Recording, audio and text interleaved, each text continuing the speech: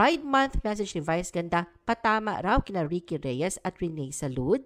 Matapang na naghayag ng saloobin si Vice Ganda sa Quezon City Pride Month noong June 28. Ayon sa kanya, hindi dapat pinapabayaan ng mga kapwa LGBTQIA+, lalo na ang mga walang pribilehiyo.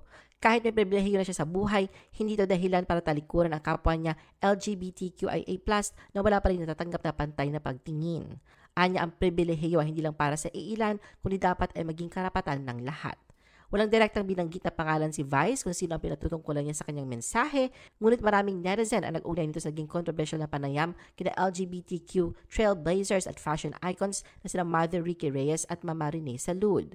Sa nasabing panayam, tahasang inilahad na Ricky at Rene ang kanilang saloobin kung bakit hindi sila pabor sa pagsasabatas ng same-sex marriage at sa SOGI Equality Bill. Ayon sa kanila, may sariling pananaw sila sa kung ano ang dapat at hindi dapat para sa LGBTQIA+ community dahilan upang umani ng iba't ibang reaksyon mula sa publiko.